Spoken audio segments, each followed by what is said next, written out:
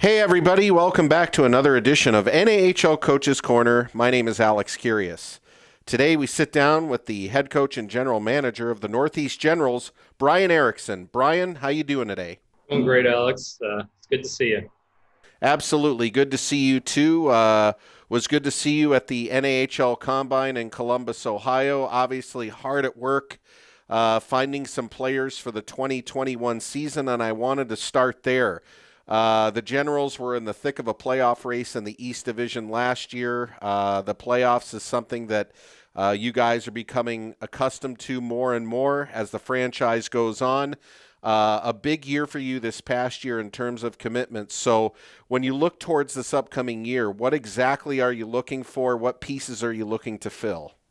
Yeah, I mean, listen, nobody wants a pandemic, but I think our team is built for this year. You know, we were a team that wanted to compete and really wanted to make a run last year, but we have 14 kids returning from a pretty deep team, last year's team, and we're looking to win the division and make a run at the Robertson Cup. And I think that everything we've done and built over the last this will be our fifth year, so over the last 4 years has kind of led to this year. And it's unfortunate that the season ended for some guys early, but for us, from a standpoint of having so many returners, so many kids that know how to play in the league, so many kids that know how to eat correctly, work out correctly, like they're going to come in ready to go. So regardless of how much they've been skating, I'm pretty excited about where we're at and getting ready to start hopefully here soon.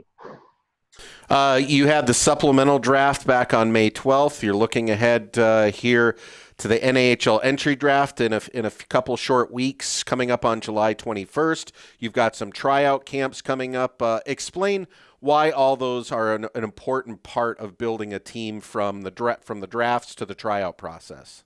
Yeah, and I look at it even from the combine, as you referenced earlier. It was one. I'm a psycho, so I love driving. Hopped in the car, drove 12 hours out there.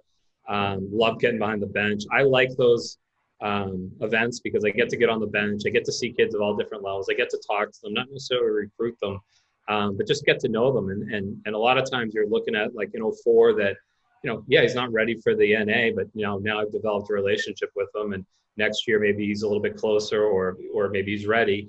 Then you get some 01s and 02s that are right there. And I think for us, we look at kids for the NA first, and obviously we have a suite of programs going from 16s and 18s in the NAP and our division champ NA3 team, and ultimately we look at kids there to help fill it. So I thought it was an unbelievable event. I thought everybody was very great with the guidelines that were put in place. Thought the league did a good job. I just loved being there. It was great being at the rink, and then that bookends where we had the supplemental draft a couple months ago, which was new. Obviously, it was a little different, and you kind of targeted a different type of player than you would in the regular entry draft. And we were able to get three guys that we had targeted, three kids, and we got all three. We got Eric Fox, committed to RPI, big kid that can skate. We got Kyle Mondelaire, 6'5", can skate, committed to UVM.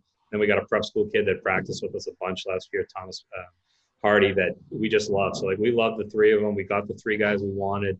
It was great to walk into a 3-round draft and you walk out and you didn't have to go past your top three on your list. So that was a really cool new addition by the NA to keep us kind of focused as a scouting staff, keep us ready. Leading into, we got a camp in Wisconsin next week.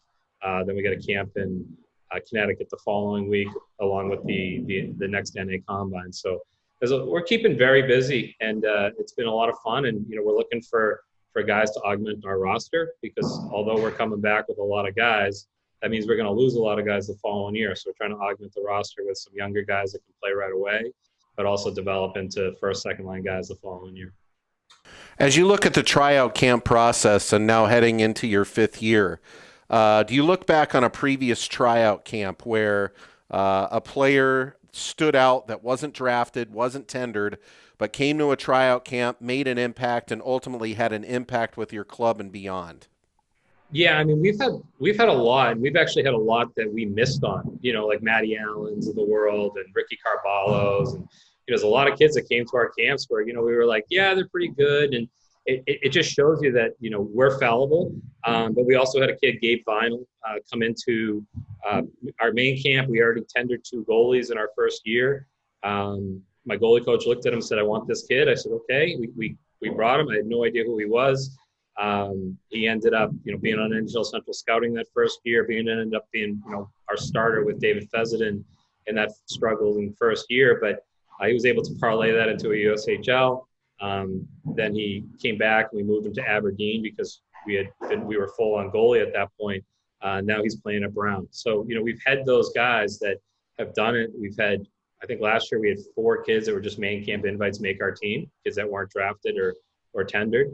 For me, the way it works with a draft and a tender is it's a tiebreaker, but that's all it is. So for us, we're going to take the best players available, whether we've seen them play 1,000 times or we've seen them play once. You come to camp, a draft pick or a tender or returner, it's a tiebreaker for sure. But other than that, that's all it is. And we want the best kids available. And I think one of the things the NA does such an unbelievable job at is, we very rarely get kids that come out of absolutely nowhere, but occasionally you do. And, I've seen some of the stories that have gone up, Connor Hellebuck and, like I said, Gabe Vinyl, and there's just been a lot of kids. Matty Allen was one of those kids for us that we missed on. He led the team and led the league in scoring last year. And you get these kids and you've got a lot of decisions to make. And sometimes it's overwhelming and sometimes you hit home runs. Sometimes you strike out. You've got a really good thing going there with the Generals with your NA3HL team. You also have teams in the NAPHL, all of them very competitive. The NA3HL team was skyrocketing towards a Fraser Cup opportunity when the season was canceled this year under Coach Darryl Locke. I'm wondering, that relationship with the NAHL and the NA3HL team seems to be as prominent as anywhere in the United States with the Generals. And I'm wondering, how do you as an NAHL coach benefit from that relationship with the NA3HL team? Yeah, I mean, it's huge. And part of the way we set up our organization, which I think probably is a little unique, is, I'm the GM and the head coach of the NA team, obviously, but I'm the GM and the assistant coach of the NA3. And I get on the bench for every game that doesn't conflict. I get on the ice at practice at least once a week. Eric Projan, who's my midget coach, he's also my assistant coach on the NA team. So, and I hop on the ice there. So we try to make it so that the kids are getting seen by all of the decision makers, and obviously, as you alluded to, we have a coach at the NA3 level, Darryl Locke, who does an unbelievable job every year. I mean, he's there to win. He's there to develop. And for us, we pulled up, I think, 4 kids last year from the NA3 team at various times. We tendered, a kid from the year before that played with us all last year. He's going to Trine, and Thad Marcola. We had Collier Bankowskis, who we tendered for this year. He had 69 goals, set the league record. We had Carson Asper came up for 5 games. He had 4 points. He'll be on the NA team this year. We've had Adam Smith, who made stops at the NA3 after the U18, joined us for the rest of the season last year, was a tender, will be in the lineup on a regular basis next year. So for us to have it in the building, teams that practice back-to-back, we're able to get kids on the ice with me at practice for the NA level. And one of the biggest advantages, I think, of that is we're able to give them direct feedback as far as, this is how far away you are, this is how close you are, this is what you need to do to get there. And in turn, we've been able to really kind of turn that NA3 team into kind of like a farm team, and that's been the goal all along. It took a little bit longer. That team will be in its 6th year, but we're getting to the point now where we're going to have 4 or 5 kids knocking on the NA door, and they might make it out of main camp, but they're definitely going to be ready to play when we called upon. We don't want to make trades. We don't want to call kids from other organizations. We want to call kids up from within. And I think we've had 17 call-ups from our NA3 team to our NA over the last 4 years, and that's something we're looking to continue.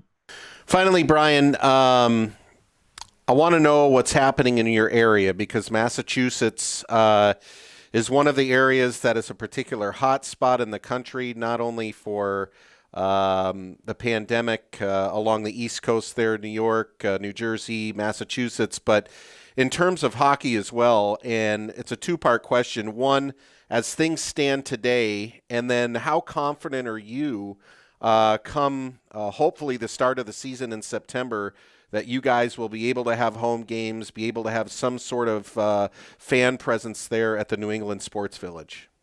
Yeah, the one thing that's been frustrating for us, obviously for everybody, people are out of work, and there's a lot of things that are much bigger than hockey. But they moved into phase 3 officially for Monday, and all of a sudden they made a little side note that hockey was a high risk sport, and that got pushed back. So we were expecting to be a full go on the ice as of Monday, and unfortunately, we've had to push it back. So, right now our main camp, which is July 27th to 29th, we're looking at options in New Hampshire because New Hampshire's open and allowing contact. So it's created some frustration and it's created some concern. We also want to keep everybody safe, and we want to make sure everybody is kept in a spot where they're, at a low risk. And I think you saw it at Columbus, there were different procedures put in place that I thought really did a great job of keeping kids safe. And I think that we can do the same here. We've been skating for a month or thereabouts, doing skills and doing different things. And, 12 kids per coach, down a half a sheet of ice. And, we've been doing a lot of stuff. So we assume the natural progression. So it's very frustrating, to have, a week before our combine was supposed to be in our building, 2 weeks before the Charter Cup, 2.5 weeks before our main camp. So it's frustrating, but at the same time, one of the things that Massachusetts has done really well compared to some other states is we've gotten it under control. I think yesterday we had 112 new cases. Unfortunately, tragically, we had 14 deaths. But those numbers have continued to plummet because people are wearing masks and people are being socially responsible. So ultimately, I think that's going to allow us, once September hits, to really come back strong. And we're in a market where we're not fan driven 100%, but last year we were making incredible headway in the community, and we can still be pretty close if we're at 25 or 50% capacity. So, we're pretty excited about it, because, going from the devastation of, I was in Alaska, we had just beaten Fairbanks, and then we get the call from the league to come home, when we were in Kenai. Remembering that and kind of not knowing and getting on planes and people coughing and, everybody's panicking to now where I think people are kind of learning to be a little bit more compassionate, a little bit more socially responsible. And it's been kind of bringing out the best in some people. And I think we're seeing that in Massachusetts. So, if the inconvenience is that we got to move our camp to New Hampshire so that we're ready to play September 1st, then that's the inconvenience we're going to live with and make sure we're keeping everybody happy and everybody safe. Well, Bryan, always good to talk to you. We look forward to what you guys are going to be putting on the ice for the 2021 season. Sounds like an exciting group of veterans, and we look forward to hopefully seeing you at the start of the season in September. Thank you again for joining us today. Thanks, Alex, and we're looking forward to winning the Robertson Cup this year, so I'll see you a lot this year. I like the prediction. That is Bryan Erickson from the Northeast Generals here on another edition of NAHL Coaches Corner.